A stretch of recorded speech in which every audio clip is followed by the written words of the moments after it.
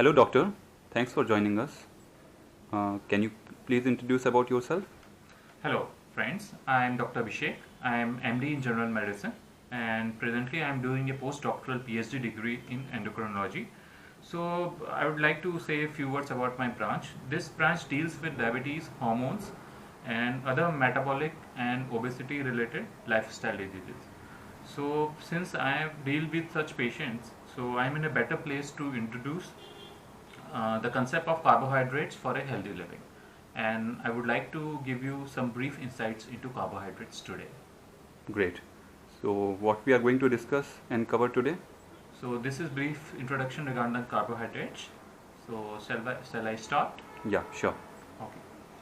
So as all of us know, carbohydrates are very essential macronutrient in our daily lives. They are basically of two types, complex and refined. So we'll have a broad view on these carbohydrates, their properties, which are glycemic index and the glycemic load, how to do carbohydrate counting, and finally some take home messages from our today's talk. So coming to the types of carbohydrates, we have complex carbs, or which are also known as good carbs. These are wholesome carbohydrate containing foods, like they can be whole fruits, whole pulses, sprouts, whole grain cereals, vegetables. So since they are wholesome things, the body takes longer and or it has to work harder to break them down, and it provides sustained energy, and there is glycemic stability, means there are no blood glucose spikes. So because of this sustained energy release, there is feeling of fullness, which we call in medical terms as satiety, and the person feels active throughout the day. These good carbs are also packed with fibers, vitamins and minerals. And on the opposite, we have refined or processed or the bad carbs, which are as if a villain for each of one of us. And these include products which are made up of maida or refined flour and its products like chips, biscuits, aerated soft drinks, sugar containing things. So since they are highly processed, the body processes them very quickly, leading to a sudden spike in blood glucose. So they give us instant energy, but thereafter the person feels lethargic, and they have very low satiety value. So the person feels hungry and keeps on eating them again and again, which is a very bad eating habit. And since they are processed, they don't have any nutritive value. So in summary, we should keep good carbs complex to the more, and we should keep limiting our refined or bad carbs. So shall I move to other indices? Yeah, please. So I am introducing this concept of glycemic index. So by glycemic index, we want to quantitate the amount of increase in the circulating blood glucose whenever we eat a particular carbohydrate. So whenever we eat a carbohydrate, depending on the glycemic index, there is a sudden increase in the post-meal glucose.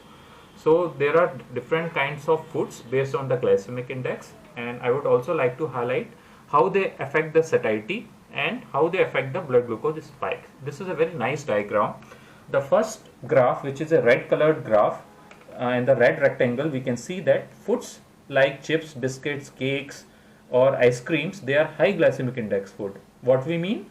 That they cause rapid rise in blood sugar followed by a rapid fall in blood sugar. So on the contrary, we have low glycemic index foods which cause a slow increase in blood sugar followed by a gradual fall in blood glucose values. So we have to choose a food which is more of a complex carb or a good carb, and it is having a low glycemic index, so that we feel active, we feel satiated all over the day, and it does not do any harm to our blood glucose values. The second concept is glycemic load. This is much better and more accurate indicator than glycemic index. Why so? Because it also includes the amount of carbohydrate along with the glycemic index. Again, there is a classification as it was for glycemic index. So this is a brief regarding this property. How to make use of it? Suppose, let's understand with a very simple example that we have two fruits, apple and watermelon. If we know only the glycemic index, we will think that the glycemic index of watermelon is high, so it will be bad for us. But if we look in the glycemic load aspect, means how much the two carbohydrates are acting on our body, then both come into the low glycemic load category. So we'll see that for a glycemic load of carbohydrate, apple, we are taking 100 grams. But if we want to have watermelon, since it is a high glycemic index, we have to limit it to 75 grams. So high glycemic foods can still be eaten. This is a good thing for us as well as the diabetic patients, all those who want to have a healthy lifestyle. The only issue is that we have to apply portion control. So what I want to highlight is that you can eat everything, but moderation is the key. You have to eat in moderate amounts. That I want to highlight. Right.